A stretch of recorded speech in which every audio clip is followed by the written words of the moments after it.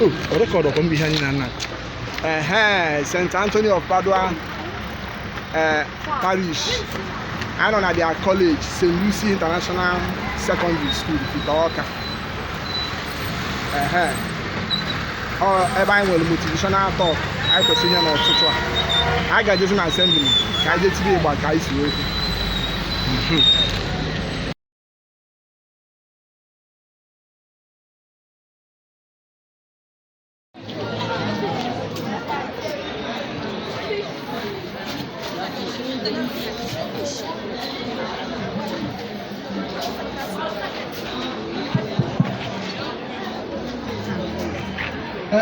Ụmụ akwụkwọ unu abụọla chi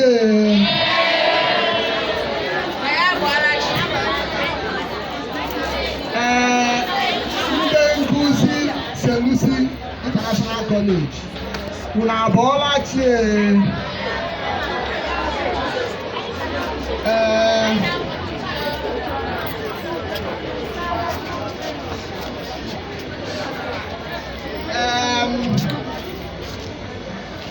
ana m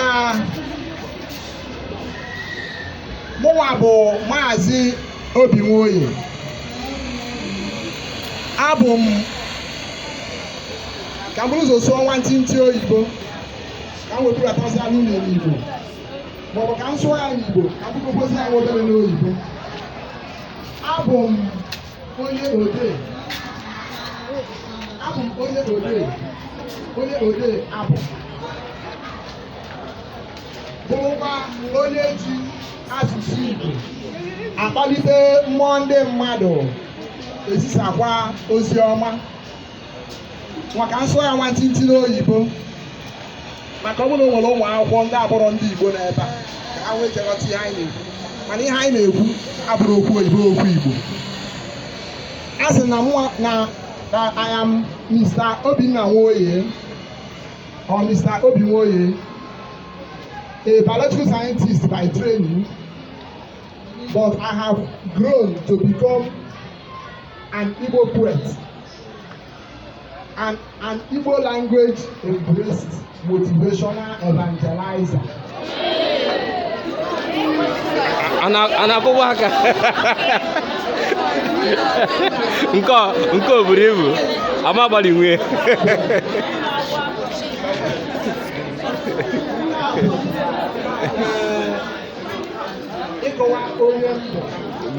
Gbalie ha nke ha gbalie. Oyibo nke a buru ibu.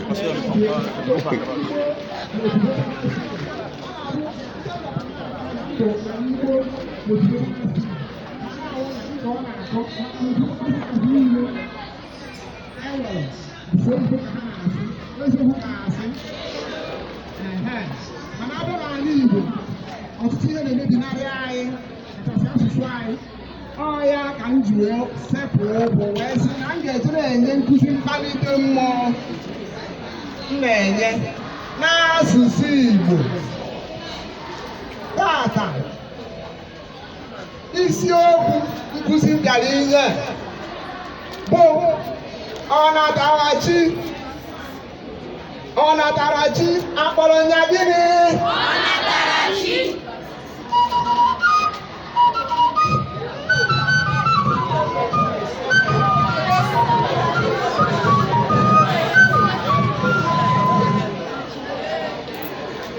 Unu enweghị iwe na public address anyị maka ọ dị. Enwekwara m nke m na-eyuz mana ọ pekarịrị nke a. So o nwere ike ọma nsa abụdị as much as nke a mana don't worry. Mgbe ọzọ ya adị ka ọ ya adị. Anyị ga-eje dị beta. Unu na-anụ ihe m na-ekwu? Okay. Nkụzi gbasara ọnatarachi ka anyị bịara ịkọwara unu. Mgbe ị ga-abanye na nkụzi a, ị ga-achọpụta, ị ga-amụta ma ị gee ntị ihe bara ụba maọbụ ọtụtụ ihe ndị ịmabugo mbụ na ndụ gị mana onwere ihe iji wee kpọrọ. Ị na-egezi m ntị taata, ị ga-amụta ihe ga-abakarịchara gị uru. Nkụzi a na-akụzi bụ secondary school dịka kọleji dịka otu ụlọ dị ka m ji emeta gị group maka na ọ bụ na unu nweta ọmasịrị ọnatarachi ọ ga-abalị unu. ụfọdụ okirikiti n'ime unu bụ mkpọsi izizi unu ka na-afụ m mana kịta m ga-etinezi igbo a ntinye igbo a kịta ị ga-afụzi na-enwere nnukwu mmanwụ nwee oti mkpu n'ihe a na-eme maka na abịa n'obodo ijiji enwere obodo ijiji abịa n'obodo ijiji si enwere obodo ijiji abịa n'obodo ebe enwere ọkụ ebe nje n'obodo eke enwere eke ọgba nje n'obodo ọzọ enwere ọzọ dị mgba nje n'obodo agbasi enwere ọtọ okwo n'isi isi chekwuru uche anya bụ ihe bụ ihe iche n'ukwu ezizo na kapital bi ya ka mba dịka esi unu tata ọ bụrụ ndị ọsịsa gị pụọ n'usi unu na mbụ onye ode abụ uwe na-asị unu ya bụ ma agbasi m ike n'ọgbọ mkpụrụ ogbe ọja na-agbasi m ike n'ọgbọ maka onye obodo ọnọdụ anaghị agbasi m ike n'ọgbọ ma ọ gbasi egwu ike n'ọgbọ na onye nwe ọbụla ga-enye ya aja anya anyị na-agbasi egwu ike n'ọgbọ anyị na-agbasi egwu ike n'ọgbọ maka na onwe ka anyị si tebe obi adịghị anyị ga-achọ ka anyị ji aje mba abịa agụgharị mmadụ egwu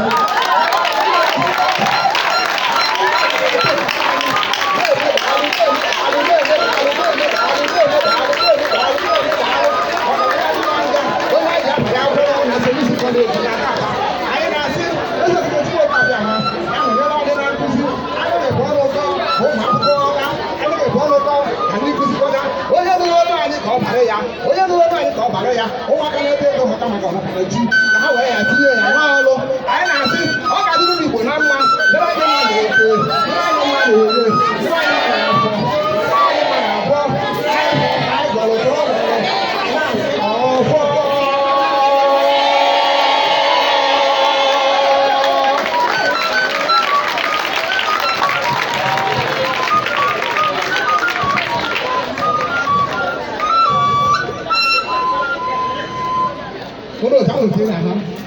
agwara m ụkọchukwu na anyị ga-abịa taa ka anyị tie mana ihe m na-akwado oriri so ọ na-apịka ọrụ taịm ise na uru nye m otu awa n'ọnwaka ọsịmba ohike nọọ 30 minutes isi ya ngwa n'ọnwaka ọsịmba ohike nọọ 20 minutes ozuka na-achọ ọbịa amakpọdụkọ hapụrụ ya na 5 minutes taa mana ọ bụrụ ebe anyị na-eje o si m na-akwado cultural day ka mgbọsị m bịara mụ na ya kwuru ezi wesị ya na ọnwa egbuo ka arụrụ aka ọ bụrụ ya ma gwara m obi ya ọ banyere na mmụọ ịbịa na unu agwụ unu na-ata wee nye nkụzi ya mana ma na-ekwuzi oge ogologo atọ nkụzi m na-adị unu Igbo suo nwagoro oyibo unu ha enweghị iwe n'agbanyeghị na m na-ekele otu Igbo cultural language mana ụfọdụ expressions m na-enye na-abanyekwa n'oyibo enwe ike nyere m aka ibu etu nsụcha ekwe nkụzi a na-adị participatory ọ na-adị participatory ọ na-abụghị ọsọ mkpụrụ na-agụ na-agba ana m achụ ụmụ akwụkwọ ajụ ma because of time ọma ndị etu a m ga-agwazi adị ka express road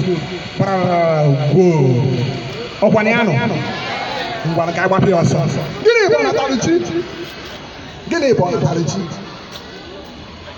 ọ bụ na anyị kpọkọọ ọnatarichi anyị nwere ike isi dị ọrụ ihe eze Chukwuoke abịa ma eze Chukwuoke abịa na-etinye n'ime mmadụ na ọbịbịa uwe onye ị na-abịa ụwa ụmụ ihe eze Chukwuoke na-etinye n'ime gị mgbe ị na-abịa ụwa m na-akụzi nkụzi a ana m akọwara ọnatarichi a na ngalaba ịtọ dịka m si ekwu m na-akọwa ya nwere ndị ga-akpọrọ Igbo nwee ndị ga-akpọrọ oyibo ana m akụzi ya na ngalaba ịtọ ọnatarichi nke isi na-akọwa bụ gift Igbo kpọrọ ya gịnị onyinye nke ịbụọ bụ talent onwere ikwu ihe Igbo kpọrọ ya mụ okwenye nwa kpọrọ ya bifo nkụziere na ihe m amaghọ anya ha bịa na talent nke ịtọ bụ temperament amakwa m ihe Igbo kpọrọ temperament mana m nwere isi nọ karakta mana mara ma ndị details into temperament because of time ụmụ ihe a bụ ihe a na-akụzikarị ndị nọ university ma ọ na-egosi ozi mana m na-ekiri nọ na fụ na ụmụazị kwesịrị from JS1 SS3 this range gọgacha ahịa niile ọfụma ọ ga-enyere nwatakịrị na-aghọ nṅụ ihe o nwere ike ịbụ ka o nwee ike wee fokọs ọfụma chụba ihe dịka m si wee kwu na nkụzi a bụ ọ dị nkụzi na-akụzi nwere isi na-atọ ọ dị cultural ọ dị motivational ọ dịkwa evangelical ọ dị cultural ọ dị motivational ọ dị evangelical dị cultural bụ ihe m anya ka m si pụta n'ọgbọ mụ na ogbu ọcha ị ma na ndị Igbo na gịnị bịa n'ọgbọ ọ nweta ndị Igbo si adị ụta isi mana dịka ọ bụrụ ọba a bụ ihe m chọrọ ịgụwa na achọ ka m eche ego ịgụwa ihe bụ ọnatarichi you. So, because of time, as you be able to come talent, so also is something give and then talent. I am not here. What the Lord do? This is for give. I want to know what you're doing. So, the kissing divine. Now, I don't miss give and talent. Na talent aburo gift na talent aburo oh yeah na nye nkusi gbakia wesi na gift bụ gịnị onyinye si na chi nke nkuzi anaghị enyere aka ka o wee pụta ife onyinye si na chi nke nkuzi anaghị enyere aka ka o wee pụta ife that's amụ ha gị bịa ịsarụ gị ọkụ. Can you an example? Can you tell an house who are both a Catholic by faith and a Christian? Oh, what can I call Joseph Walker and Lorna also? Or who know I want to talk? Not Genesis here. Joseph Walker and Lorna. Now, I don't know. Now, long, now, for one long. Oh, Jehovah, just one. 14 days and 14 nights. Go and put it to you. When I come out, let your wife, you know how long we have the hero. Call you home. But no, I want to. I want you home. Oh, I have a whole deal. Over houses. Over houses. 15 minutes to go. What I can do. I tell my life example now. Now, one Nigeria, and I walk Esther or Kadu. Come on, I had this news. Terrible. But when I have a social media, and I had a brother and I knew no other than any young person on social media. Man, I couldn't let the news go when I tell about Esther Kadu. When we go the other. Okay, because because of time. Esther Kadu, a mathematical prodigy. We never go open about prodigy. Prodigy. What prodigy? When we go back a prodigy. Okay, a prodigy go now. Oh, when we give to money here, you don't have one. Esther Kadu for one Nigeria. All the 12 years, but open university, na great people, each go mathematics, single honors. Can you SS2 never? How would you like it? Or SS2? Oh, we have a form, Calvins, or Buluma. You never go level, you never put a master school. Or university. Put a master Calvins, SS2. Esther Kadu 8 years, 9 years now look at this. Liberation. So, of course, when they come and say, I want to work with this year, I want the chance to travel and check on us. Oh, now, private school, now we have university now. If any admission, now, open university now, go check on mathematics, all the 10 years, but then, the 12 years, graduate.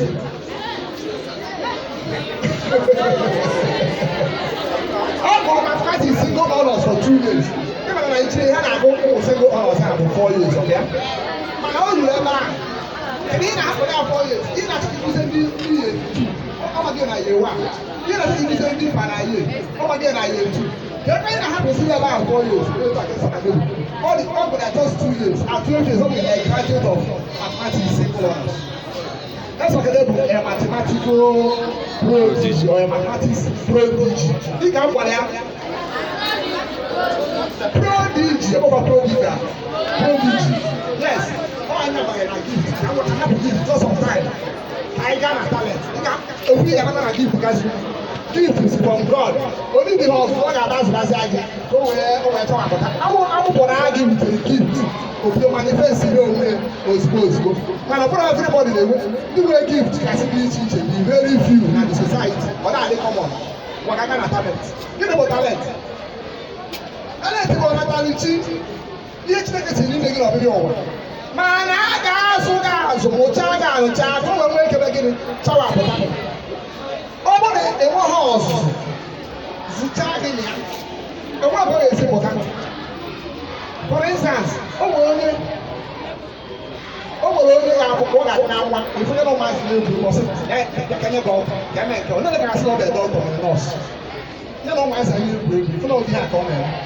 ndị ọcha ha na ha anya ozugbo ahụ na nwa ga-akpọkọ ha kpọrọ ọsọ ọ na-ege ọkọ ha ga-acha na ya ebido focus ya na sayensị subjects ga-enyere ya aka ka o nwoke jee bụrụ nọọsụ ọ bụrụ dọkịta etu a ka ọ dị so ọ bụrụ inwe certain talent you ọ bụrụ develop ha develop o nwere ọkọ ga-esi chawapụta imirikiti ndị nọ n'ụwa majority nọ na that department imirikiti nọ n'ụwa nwere different talent nyere onye a abụrụ talent chi nyere onye nke ọzọ mana nkụzi dịka nsi okwu ihe nji chọrọ ịkụzi nkụzi abụ na our academic situation esi aga akwụkwọ na Nigeria dị so bad ọ dị so bad ife m bịara akọrọ nke a ọ bụrụ ọbịa ndị ọcha ka m jere ịpịa nna akọ they will all walk away maka ndị na nna akọ ha nweghachi ya n'aka even in their school system ọ dị from nursery school not even from primary ọ bụ na-akpọ guidance and counseling guidance and counseling bụ ha na-achịrịsị ọdụ nkụzi na n'aka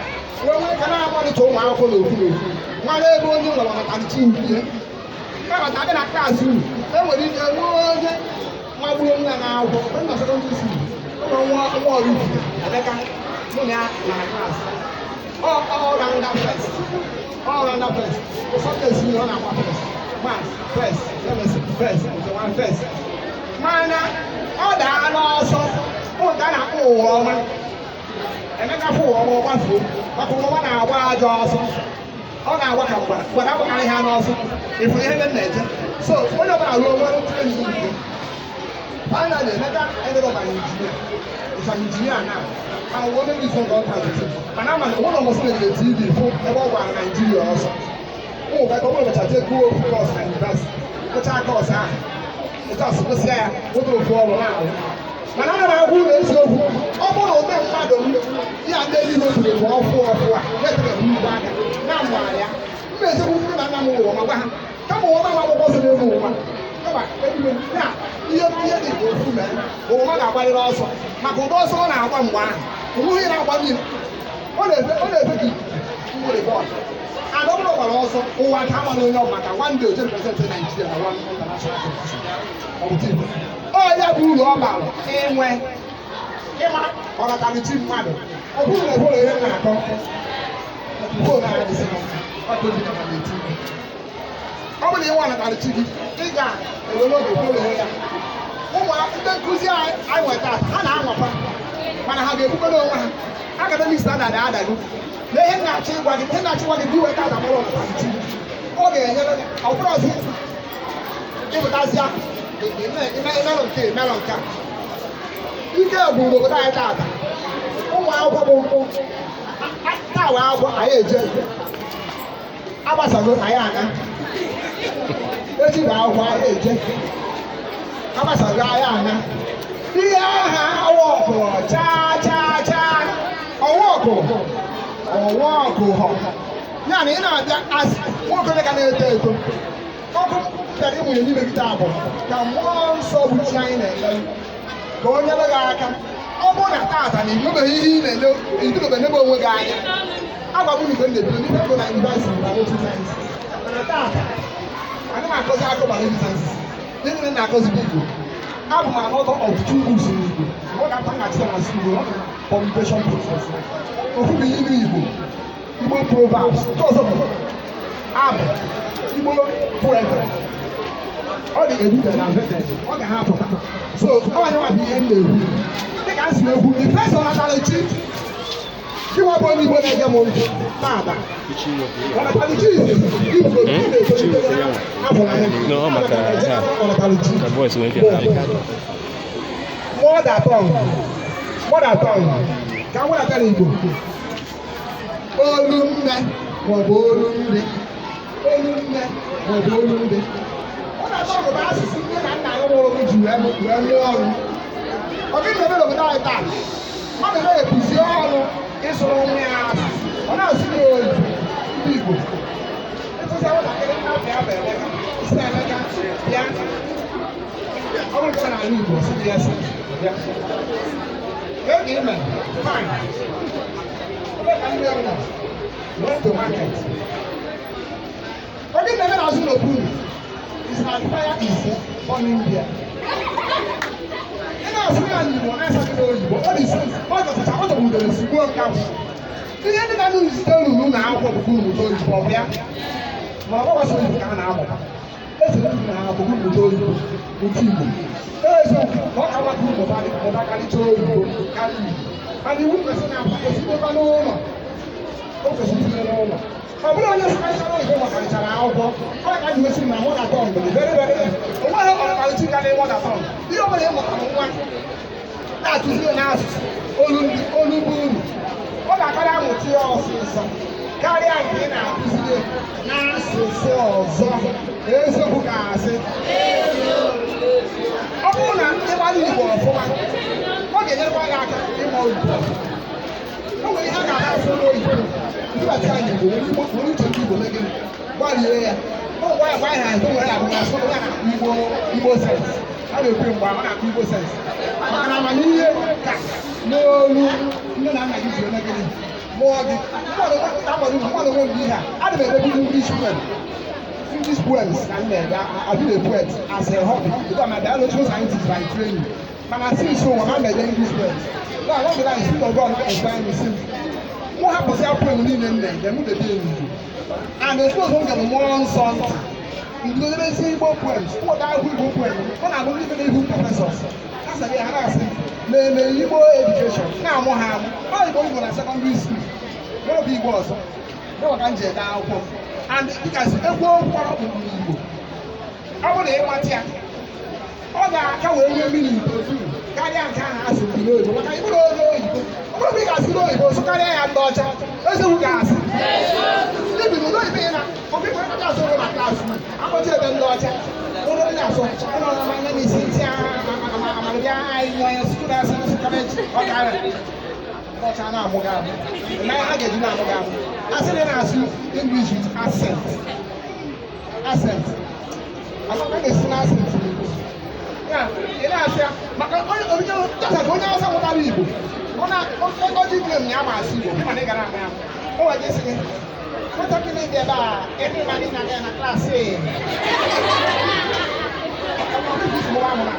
mana ọ chere na asụ Igbo ọ na-asị the wedding mana tone o ji asị ya ọ bụrụ abụ mana ọ na-amụ ya so onye ọbụla unu ma na-eto eto ka esi owu ọ bụrụ ọsọ ọsọ ịga si uru ya mana ọ na-adarị chi gị ndị ụmụ akwụkwọ ga na-edezi akwụkwọ jọs ha jee na-atọ ọ bụrụ na ha na-edochago olu banye ha na jọs ka anyị jee n'anya taa ezuru etu a ọdachi nwere ike ọ bụrụ nnukwu ụbụla abụla gị nwa enwere motivational speech ọ bụrụ na apụta na program ọbụla ndị m ga-ebu my projector so anyị nọgide efu mana talichi ịchọta n'oge gara gị aka now dịka m si okwu o nwere obere atọ m ga-echikọta okwu na-ekwu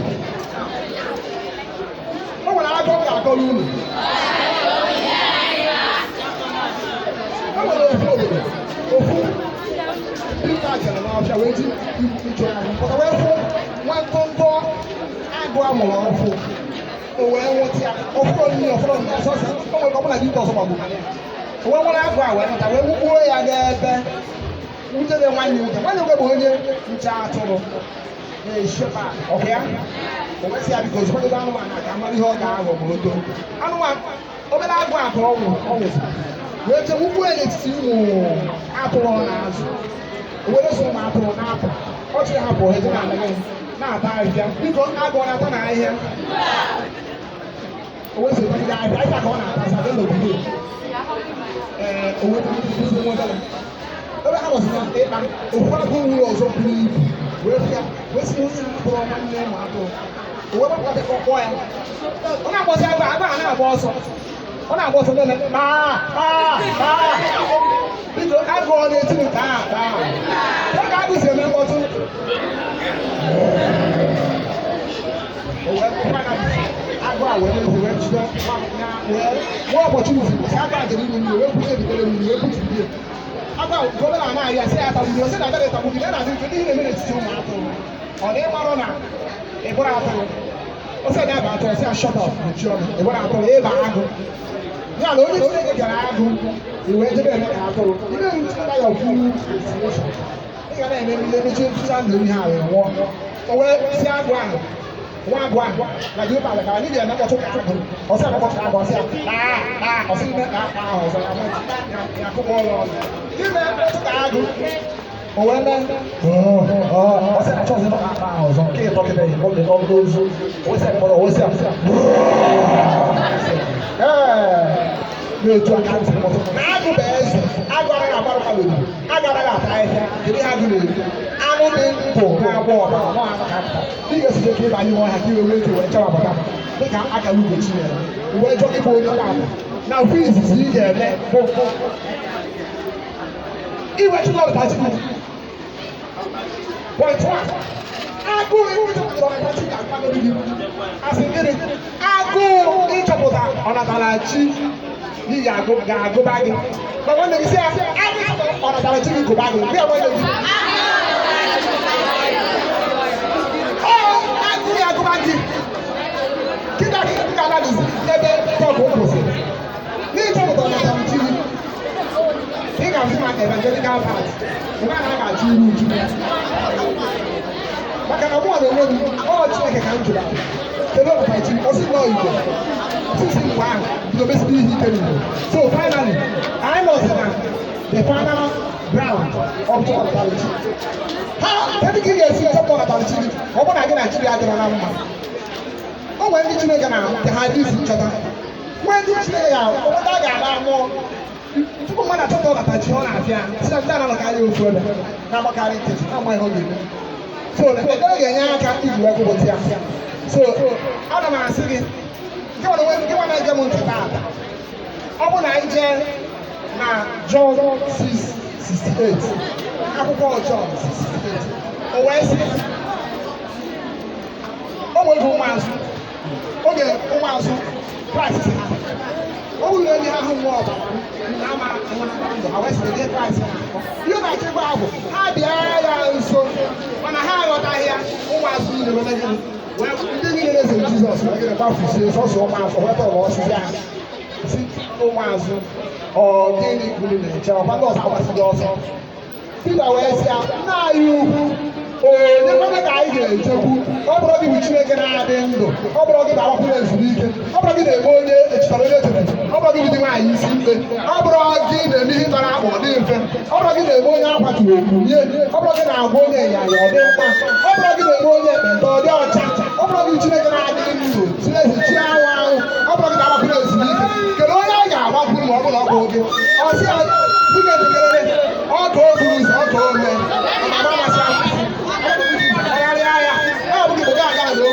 onye amaghị ebe ọ na-eje gị na-egosi ya ụzọ gị na-ebu ihe maka na azụ na-azụ ọka n'ihu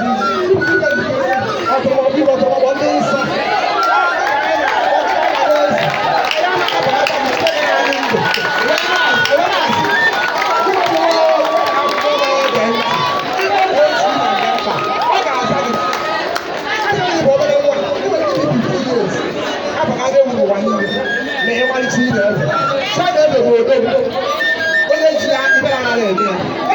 echara wee ndị adị n'oge tụrụ ajụjụ taa ị na-adịghị na-esi abụ gosikwa onye gosi ihe ebere ebe niile ka bụ onye oge gịnị wee chara dị ndị na-eme nke a ọ ga-adịrị gị mma ndị na-amaghị gị mma ndị na-adị Igbo mma anyị onwe oge onwe tinye ha na-achị ọ nwere ebe ihe na-eje a na-ebi ebe ekwusi ike a na-agosi okwu a ọ dịrị anyị mma mgbe niile bụ ụmụ n'aha Jizọs Kraịst bụ onye nwe anyị.